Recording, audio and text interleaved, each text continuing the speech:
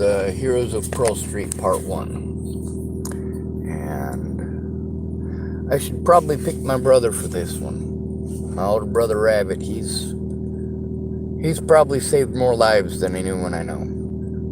He's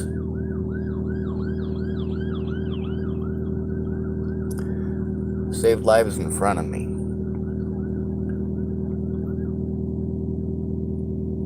Mine too.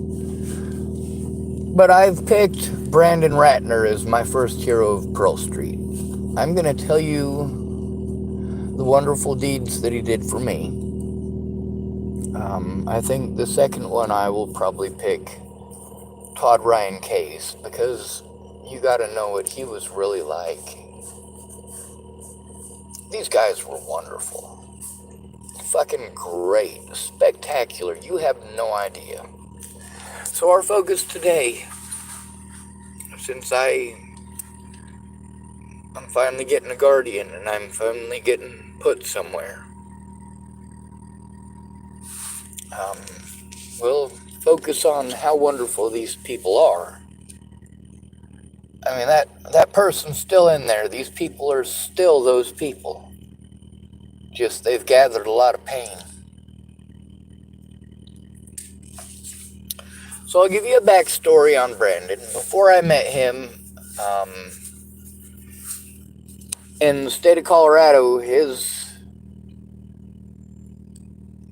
brain surgery is pretty famous, actually.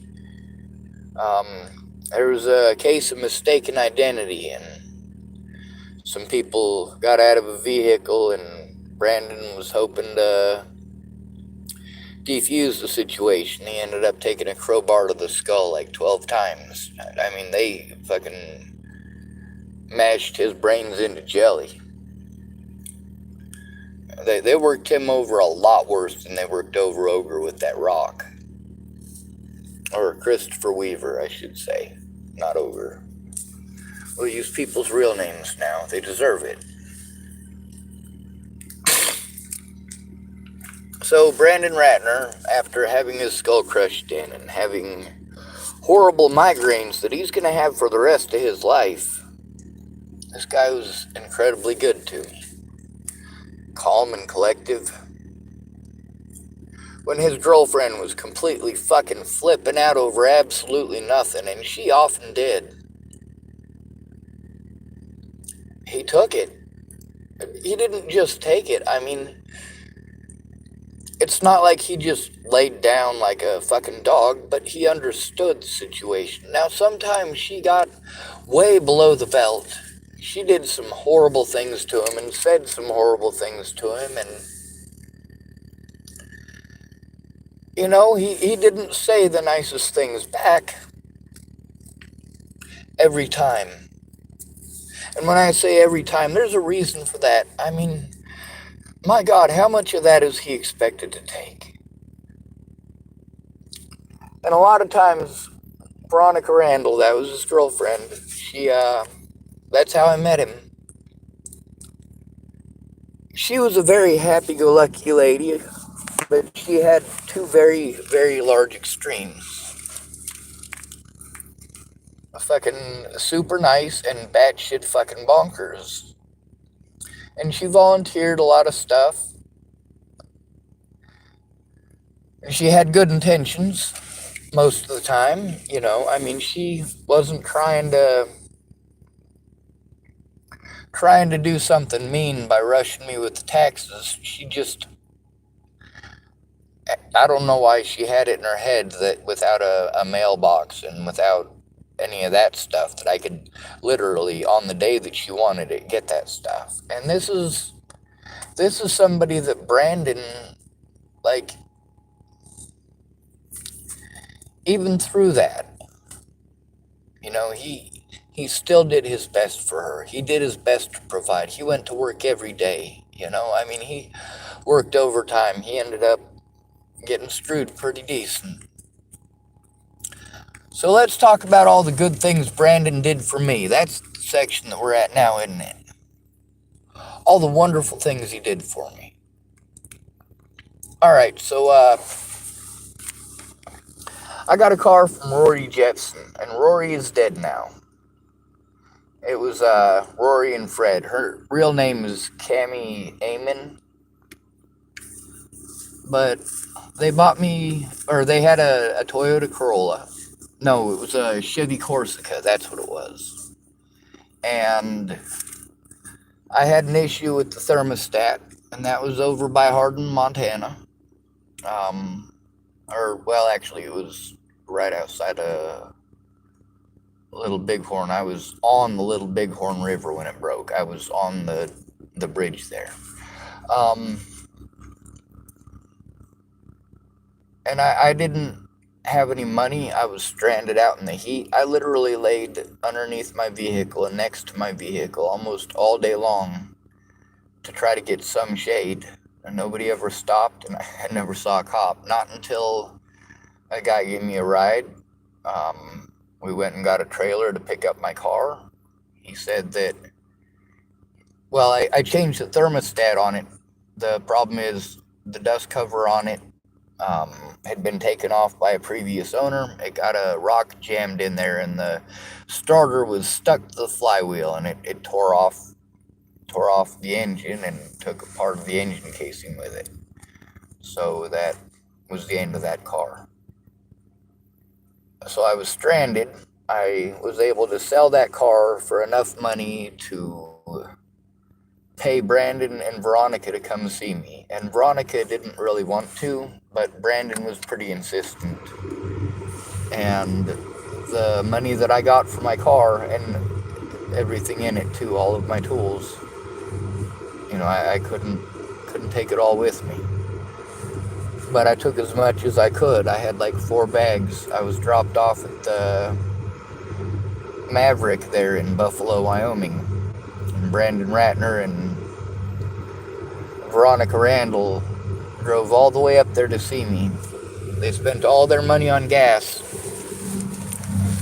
And the money that I got from my car was just barely enough to reimburse them. I spent like 16 hours on the road, 17 hours on the road,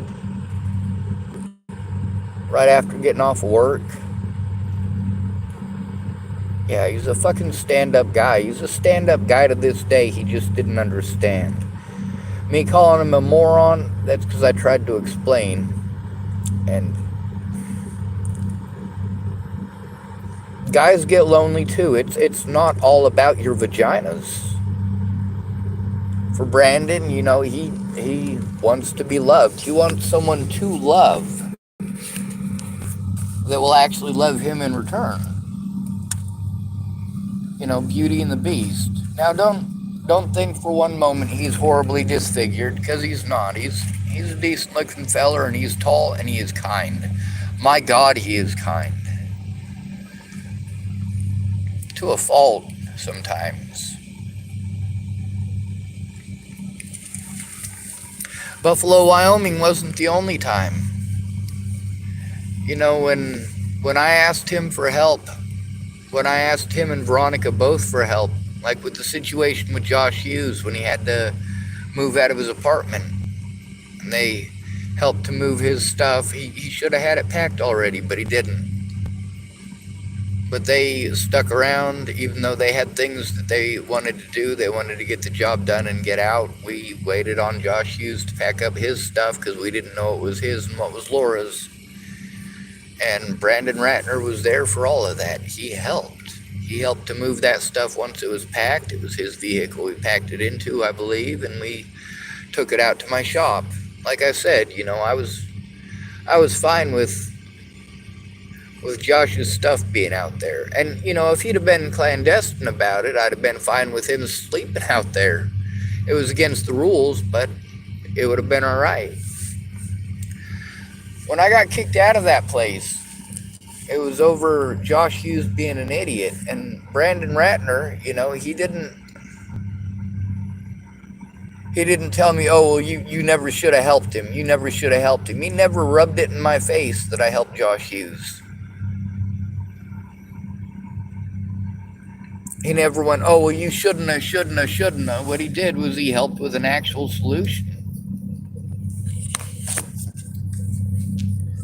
With Natalie, he didn't understand the importance of his words. Now, what else has Brandon Ratner done for me?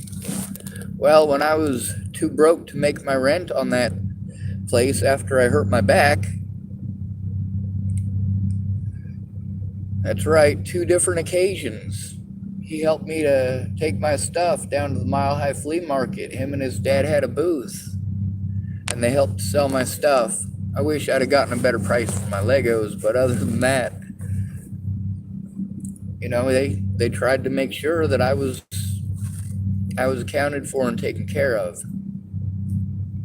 And I'm not going to tell you about all the things that I did for them, because this isn't about me. Yes, it is, but it's also about heroes. It's about people who they don't have the money to do it, so they have to bust their ass. They got to go to work every day. They don't get to take days off to help you out, but they do anyway. And they got to work extra, and they got to work overtime.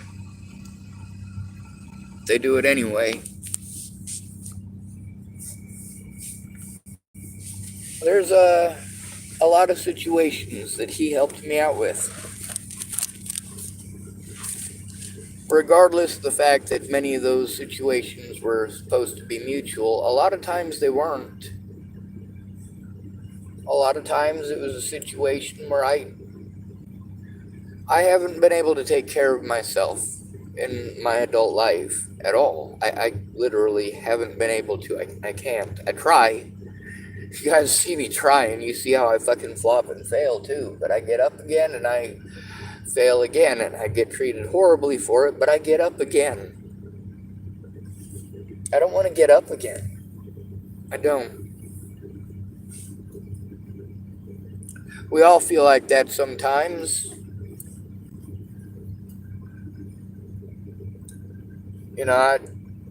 Winning is not that important.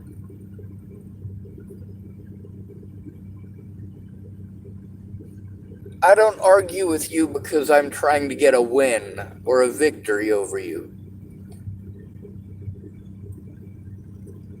I argue with you because you're ignorant as fuck. You want to argue about things that you don't know about, things that you haven't lived through. Or you want to assign similarities where there are none. When I was in Virginia and I'd gotten out of the hospital, Brandon Ratner sent me some money so that I could get my car out of the impound. I ended up being able to use that money to get back to Boulder. It didn't work out very good, obviously. I got back to Boulder, and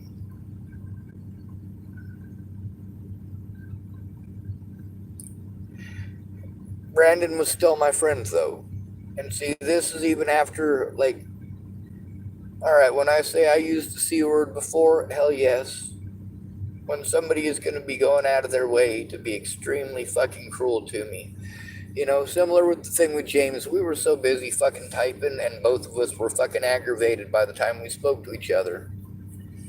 Same thing with Veronica Randall. I was so frustrated. I mean, I had to bust my ass, and fucking, when I'm without a phone, I'm without my lifeline, and I am immediately having an immediate panic attack. I make sure my phone is charged.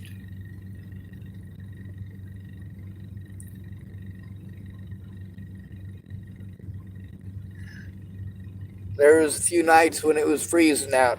Brandon and Veronica took me home. When I got kicked out of the shop, Brandon Ratner and Veronica Randall and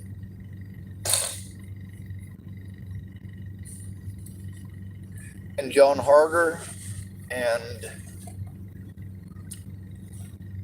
a few other people came to help me helped me move my stuff to storage. That's when I fucked up my back.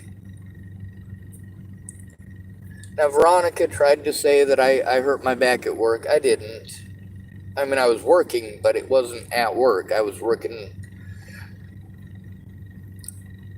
That was my machine shop.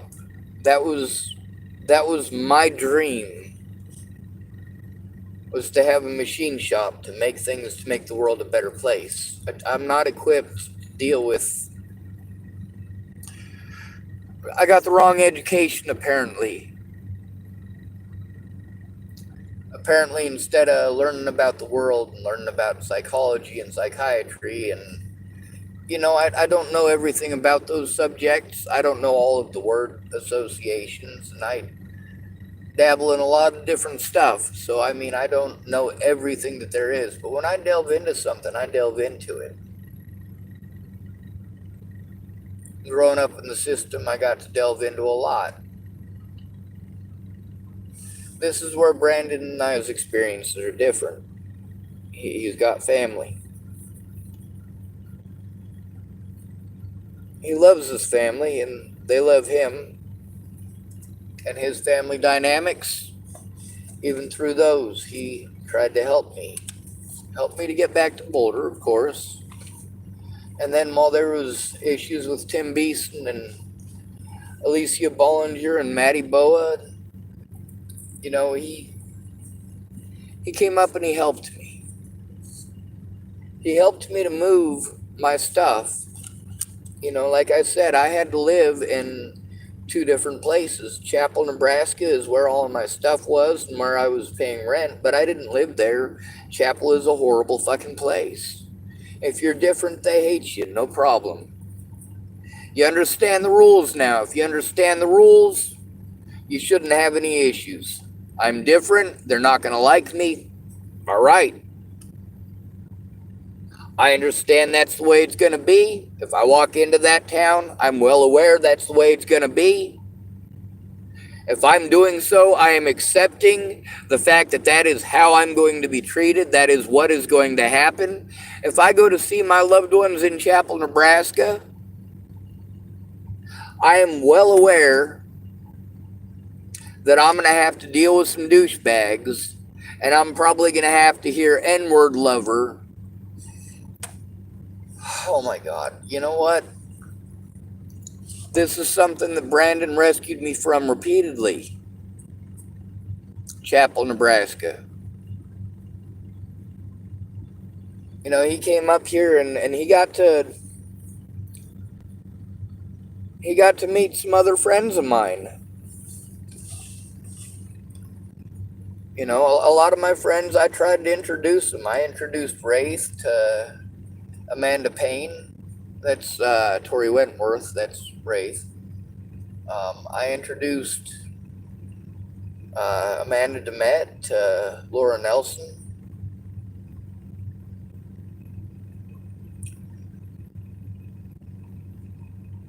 Brandon tried to do that with me, put me into a little bit of a social plug-in. You can tell, though, like, when he knew me, I was a social butterfly.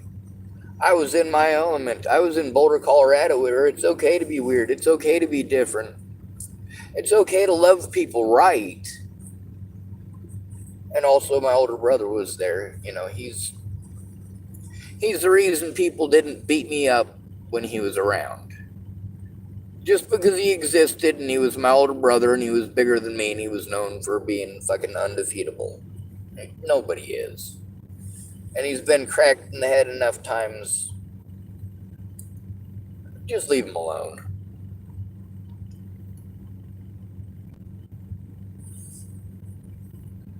Brandon Ratner's got a brother named Sean as well. And Brandon Ratner would take his brother out on social outings, and he'd take me out on social outings too. He'd invite me to go do things, invite me to go places. When I bitched out his girlfriend because she was being fucking mean, that's Veronica Randall. I couldn't take care of myself. My back was already screwed up, and it was costing me 50 cents per text.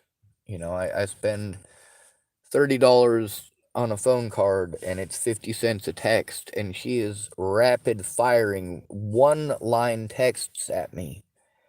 And like literally in 30 seconds, I watched like $8 disappear.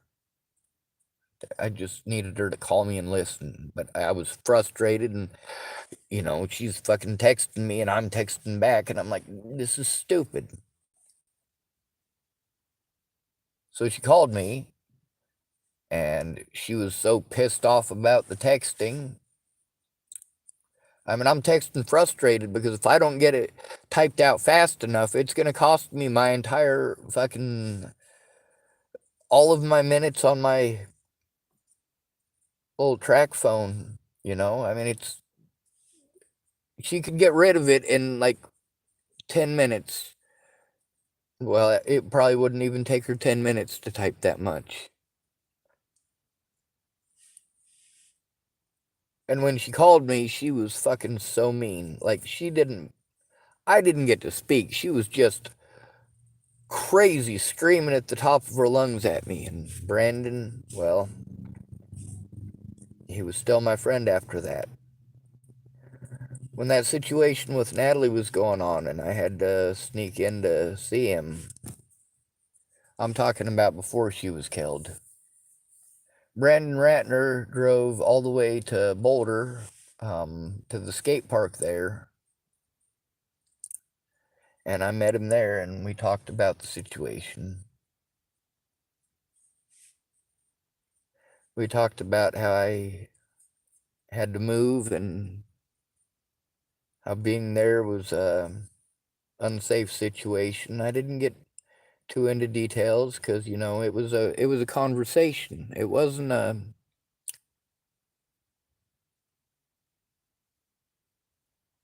hey Brandon, I need this out of you. I'm in a state of crisis. It was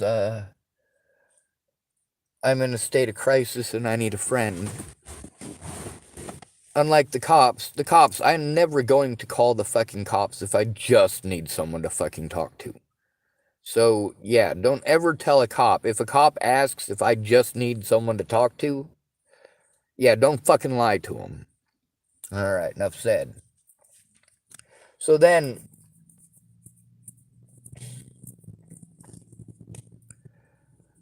there's also the S10 pickup that he was going to sell me. And I was only $100 short of that. And, that was going to be my birthday present to myself in 2015. That didn't get to happen because Josh got us both kicked out. My back was already fucked up, and when I moved that gun lathe, it fucked up even worse. Now let's fast forward to when I lost that because I couldn't pay for it because I was injured and couldn't work anymore, and people didn't understand. They just wanted to tell me to get a job. Most of those people out there didn't realize I had a job the whole time I was out there, or nearly the whole time I was out there. Blankets ain't cheap. Sending Sierra back to Montana, that wasn't cheap either, but I didn't pay that. Her parents did. But there's a lot of people like her. We offered to send her off with the money, and, she's the only one whose name I can think of at the moment. But Brandon Ratner, I'm not sure if he remembers Sierra and Isaac, but he and Veronica on more than one occasion were able to comfort Sierra when there was situations where Isaac got her pregnant, and then he moved to Boulder, and then he was surrounded by all these beautiful women, and he was looking at his pregnant wife, or pregnant girlfriend, who's, she's not got the money for makeup, she doesn't have the money for nice things, and she's pregnant, he was a jerk. When we got her safe, there were 7 of us who tried to put our money together and get her into a place. She had a job, she just didn't have money for a down payment to get a place. Brandon Ratner helped me out a lot with helping out others. When Ogre was going through all that stuff, Christopher Weaver, with his daughter and with his ex, Lexi Delgado, and he was out at that place out in the middle of fucking nowhere. He had a motel or a hotel, and Brandon and Veronica came out there and helped out Ogre, and definitely helped out me too, because here's the thing, Ogre was going into town and promised he was gonna bring me back a pack of cigarettes, and then he'd bring me just one cigarette out of a nearly full pack, and I'd be like, just one cigarette? Well, you didn't do anything all day. I'm like, dude, I don't want to be here. I'm here because you need somebody to watch your dog so your dog doesn't bark the whole time at this point. And Brandon Ratner, even though Ogre was an asshole, went out there and helped with the situation and helped Ogre with a couple of rides and also helped with moving Ogre's stuff to that motel.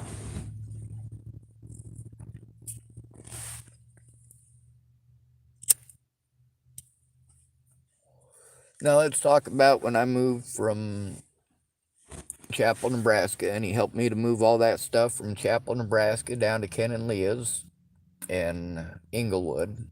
Like, yeah, he did that. He didn't get paid for that. That's an occasion where no, I think I paid him for gas is all I could afford. No guarantees, though. This is after I've gotten my disability income, of course. And I'm trying to rent the place in Chapel for a whole year. I don't want to live there. Oh my God, if I had to live there for a whole year, I would have fucking killed myself.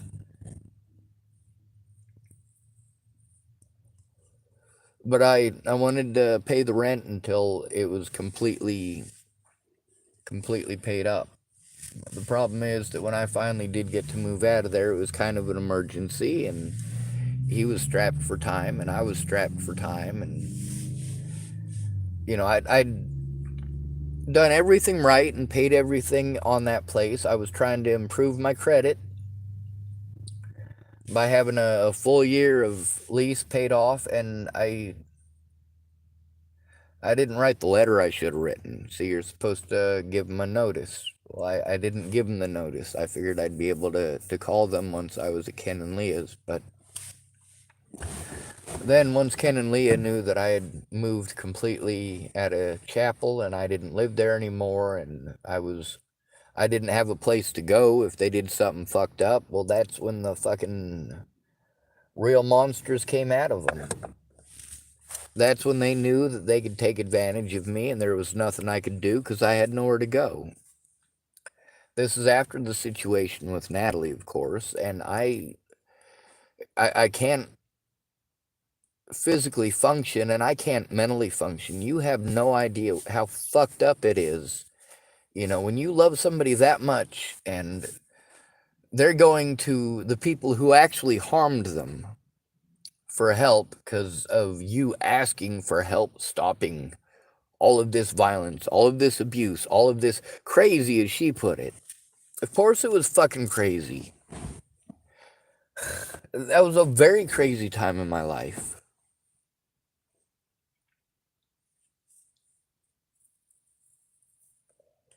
Why did I need rides from Brandon? Because, like I said, that fucking car had that issue. That issue that I had in Virginia. David and Laura Nelson already knew that issue existed before they sold me the vehicle. That doesn't mean that they're bad people and they need to be condemned in hell and they chose for my vehicle to be broken down in front of Natalie and Alicia's mom's house in Virginia. No, they didn't fucking have any intent like that. They didn't have any mean or horrible intent in what they did. There was nothing mean or malicious or hateful about them selling me that vehicle, even though it had an issue.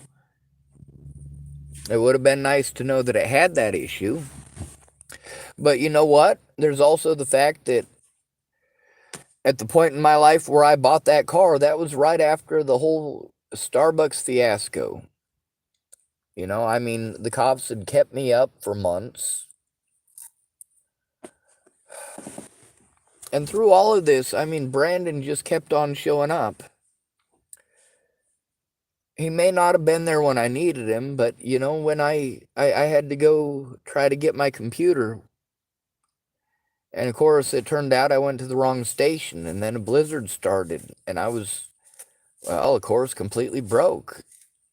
He came and rescued me from Broomfield. Came to that McDonald's and didn't have a place for me to go, but Veronica agreed to take me in for a night. Even though they'd broken up, he took me there. They didn't want to see each other, so he dropped me off. He didn't have to do that. Now, of course, everything after Virginia, I needed him to speak out about his part. He knew I was fucked up in the head. He knew how fucked up it was. I didn't tell him about all of the fucking details with Natalie and all of that. I just gave him a lot of people, when they are around me, they want to socialize. That's who I was. I'm a talker, and I'm a really good listener. Used to be. Under these circumstances, I'm not.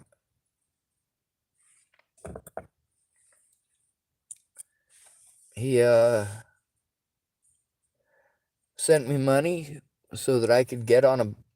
When I was at Shannon Alvarado's the second time,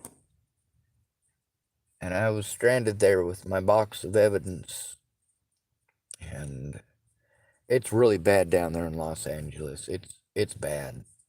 I got pictures of heroin addicts that got lesions from the middle of their forearm all the way up to the...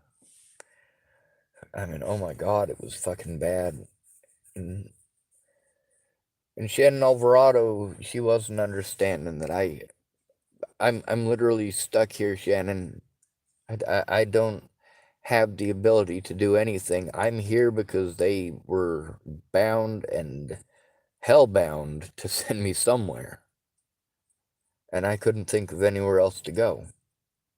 And she had told me that I could come back, and I explained on a video that I didn't think that was right. I was pretty sure that if I went back to visit her like she said was okay, it's her house, but she was dating Rick at the time, and Rick wasn't happy with me. That's fine, at least I told the truth.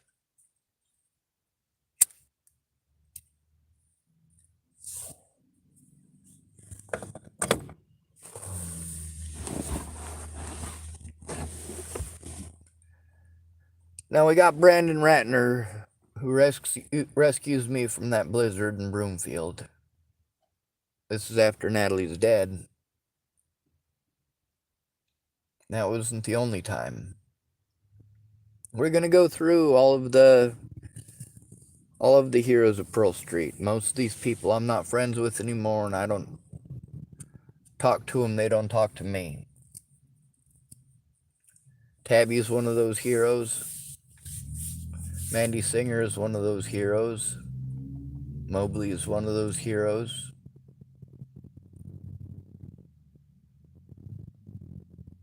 Mobley's dead. Believe it or not, Christine's one of those heroes. Ed Simmons is one of those heroes. Sage Wayward Rage is the guy that sent me a birthday card and a care package to Natalie and Alicia's mom's house for my birthday. I never got it, but he's one of the people that threw me away as soon as it was on the news that Natalie was dead. You know, Image and all that.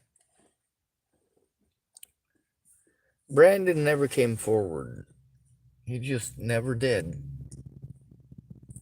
Claimed he was gonna, just never did. There was always a reason. He had to work, or this person needed his attention, or that person needed his attention. And I'm like, dude, I'm literally going through hell. I need you to speak up about these things.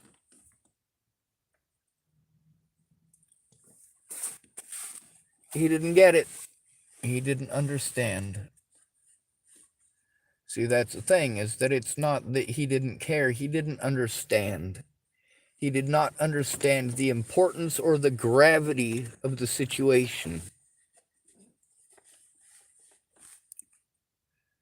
Despite this, when I had court with Rand Ingersoll, this is the lady that I called to try to get Danica Garner and Rochelle Shelley Campbell safe places. I also called up some old bikers I know, and they... no, that was not a positive experience. These guys protect people from predators, and here I am all over the news calling them up saying, hey, is there any way you could protect a couple women from some predators? Click. That's literally how fast it happened.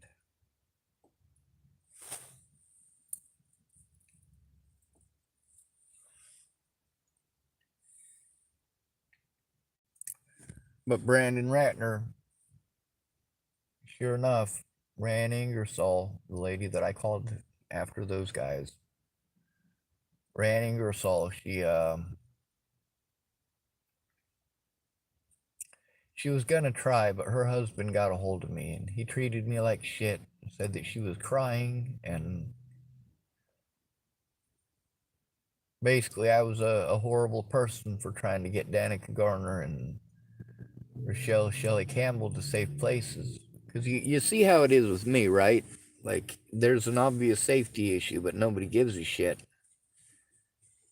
Well, Danica Garner and Rochelle Shelley Campbell, I had to worry about that with them too. So he came to pick me up in Boulder as well. He helped me to move into my shop. He helped me to move out of my shop into the storage unit.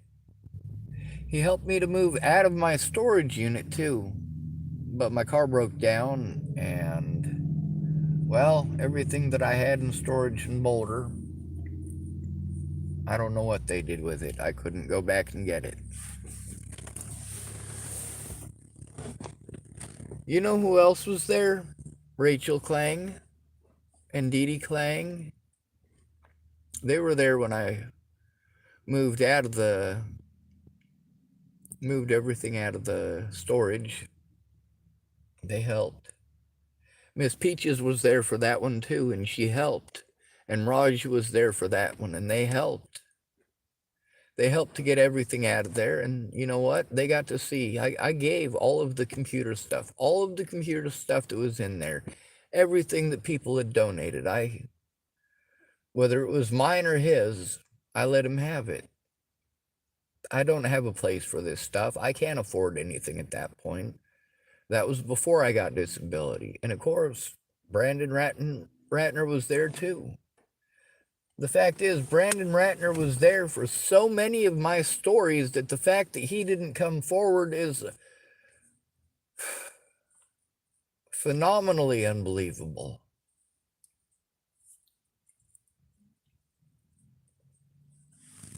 But those aren't the only things he did. When I had the court stuff with Rand Ingersoll, and it wasn't court with Rand, and me and Rand already made up. She admitted that she fucked up. She was angry. Well, that's fine. It's fine to be angry. It's not fine to make a false report. When I let Rand Ingersoll know that I lost my vehicle and most of my stuff because of that, she was not happy about that. She was more angry with the cops. She should have been angry with her, and of course angry with me and angry with Amy for dropping them kids off. Rand knew that she couldn't take care of those kids. She also didn't want them going into the system. Unfortunately, she was worse than the possibilities of the system for a time.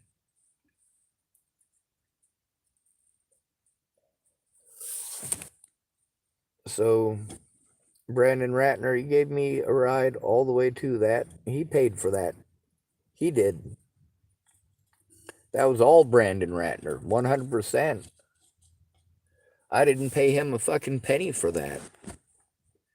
That was all his dime. In a big ass truck. It's an expensive goddamn gas guzzler. And he drove all the way. And I want you guys to map out this route, okay? I want you to see how far he drove while sleep deprived to come help me. He drove all the way from Loveland, Colorado to Chapel, Nebraska. And then from Chapel, Nebraska, where he picked me up and got to meet Dallas, he drove me to Rawlins, Wyoming, where we went to court, where I pled guilty to bullshit so that I could get my computer full of evidence back. Just so happens to be the one that's dying on me now. And then he drove me from Rawlins, Wyoming. Well, he went from there to go get that computer with me, too. And then he drove from Rawlins, Wyoming, all the way back to Chapel, Nebraska, and then all the way back to Loveland. I got to sleep.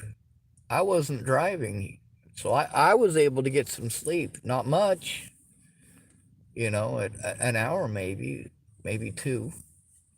But that's more than nothing. It's a lot more sleep than he got. And you guys hear me when I've been a day or two without sleep. I mean, I get completely fucking delirious. Not literally the definition of delirious, but the definition you guys use. When I'm scared and I miss my loved ones, I'm not going to sleep. It's just not going to happen. When I was dehydrated there in Virginia, and between my birthday and the 23rd of October, that's about a 5-day period, me being severely dehydrated, I was puking up a lot of fluids too. That's neither here or there. That's got nothing to do with, that's not Natalie's fault. That's not Brandon's fault. That's nobody's fault. It's just the situation as it happened. I got dehydrated. And I called up Brandon and I talked to him and he actually listened. Candace Bondurant was an evil fucking cunt while I was in Virginia. Of course I fucking blocked her. The fact that a little over a year later she was speaking up and offering to help, and I should have learned my lesson the first time. She'd already burned me with that shit. So I mean, trusting her under such extreme situations, she was being super nice. But then there's Candace's nature.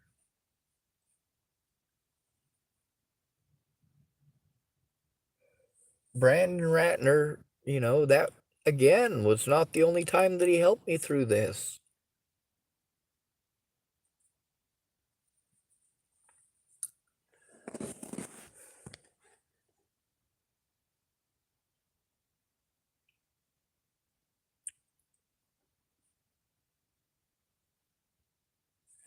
When I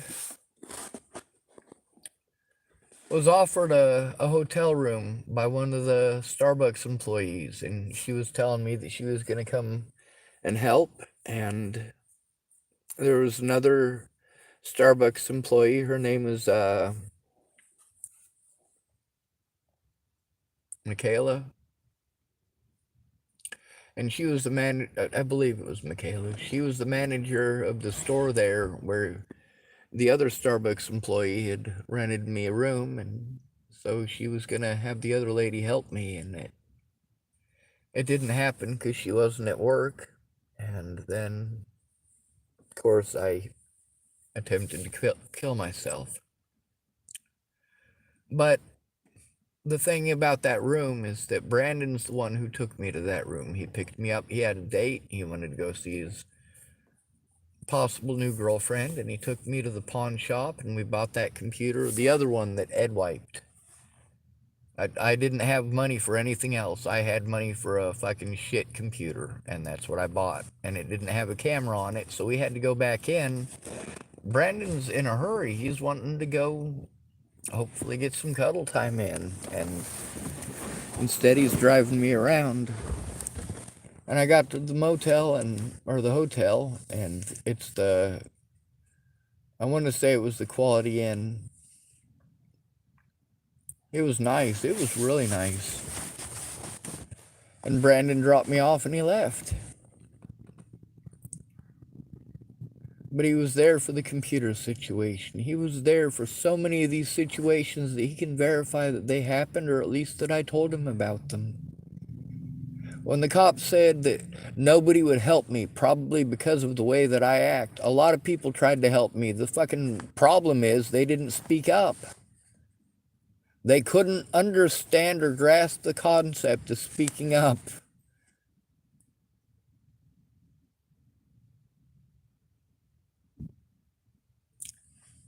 I'd hoped that Brandon, of all people, would have understood that this is a very serious situation. The sooner you do something, the better. And years later, he still hadn't come forward. He still hasn't come forward about a lot of that stuff.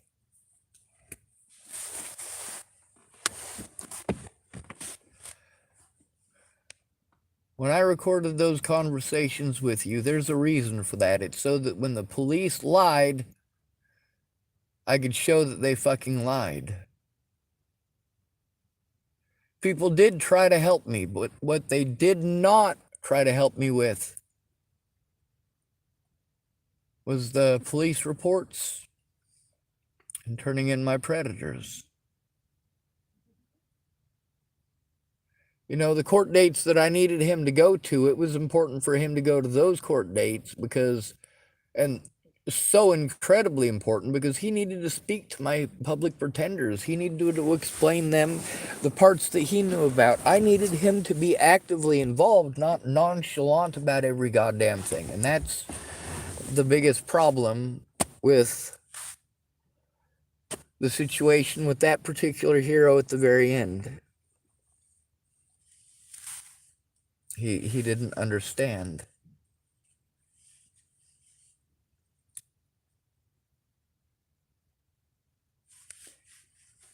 He didn't take the time to understand.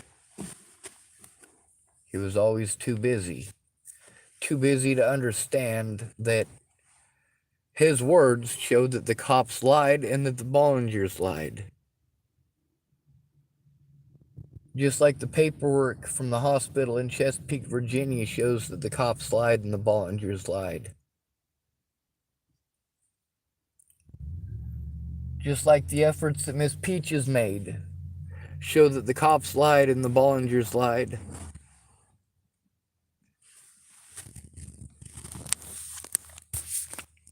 Yeah, these are the heroes of Pearl Street.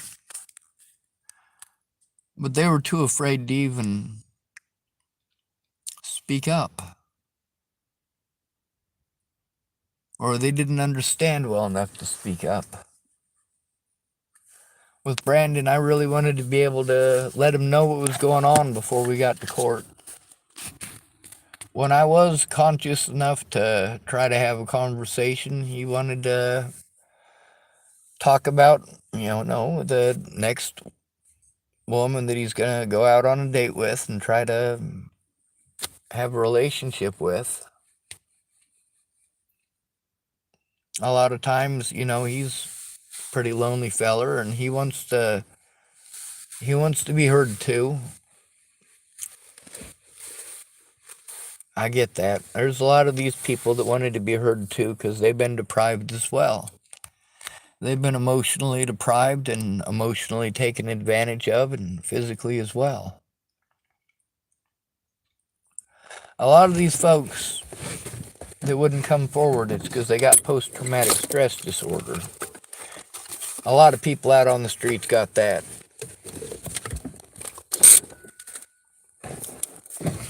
Brandon Ratner, he stayed calm and collective through all of us.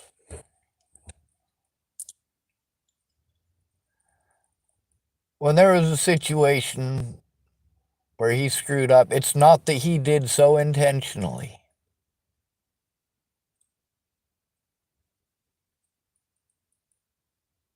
When you've been on the road that long, sometimes you just are running your mouth to keep yourself conscious. Although I really got the feeling that he was trying to vent to me. Not project or blame. Those are completely different. He wasn't trying to project any of that onto me. He was just trying to have a human interaction.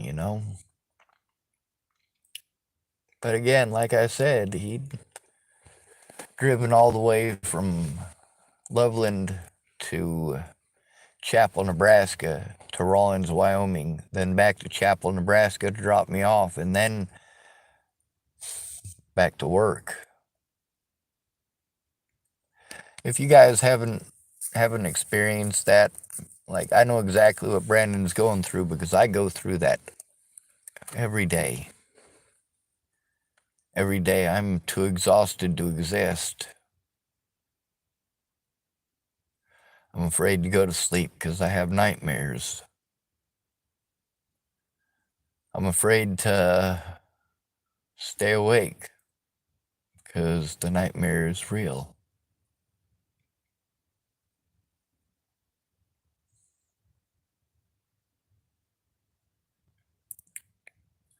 I love Brandon. I do. We all got faults and we all make mistakes. And that's no excuse for not trying to make the world a better place. It's not.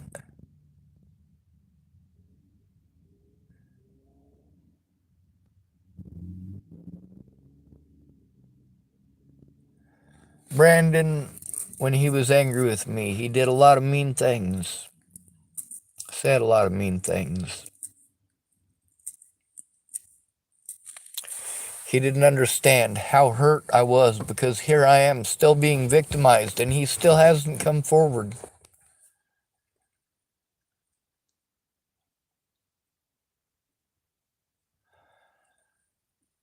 He paid for my ticket from Los Angeles, California to Bristol, Tennessee to go see Brett Roloff. Brandon Ratner did that out of the kindness of his heart. Like I said, we were all trying to find me a safe place.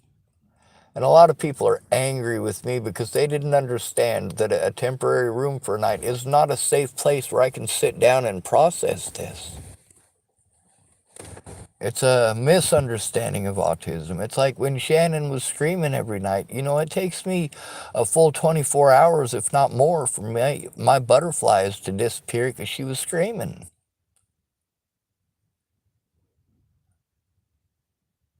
I know how you guys feel when I scream. I've dealt with a lot of screamers. I've dealt with a lot of people in my lifetime.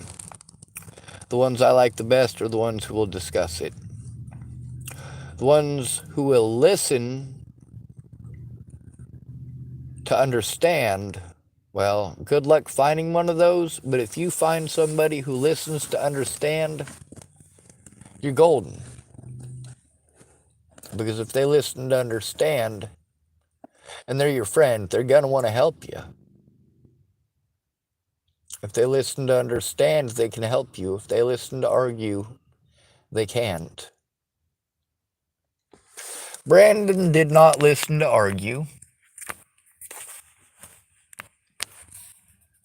He just let me know that he's got to go to work. He's got to go to work. He's got to go to work. He's got a date. Did Brandon Ratner not help me because of the way that I act? No, he absolutely did help me. It just didn't make any difference because he didn't make any police reports and he didn't speak up.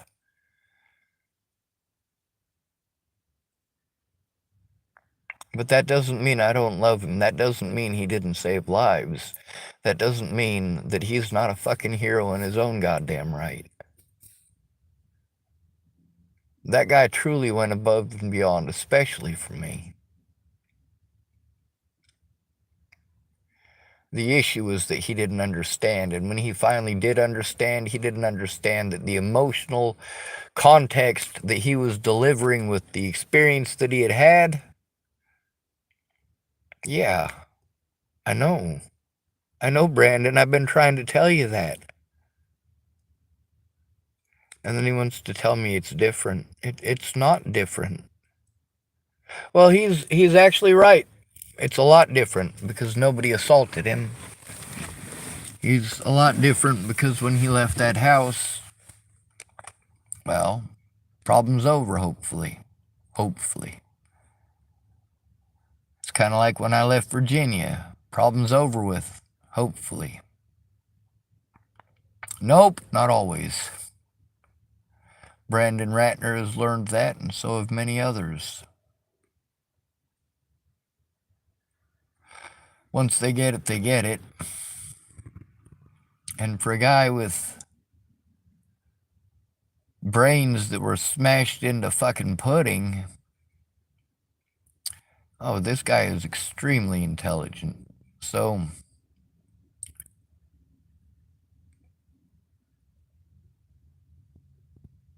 I'm glad Brandon Ratner exists.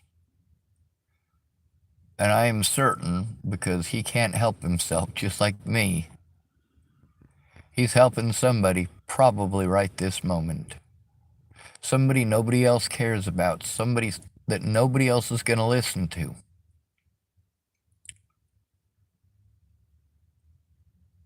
Love you, Brandon. I'm glad you were a part of my life.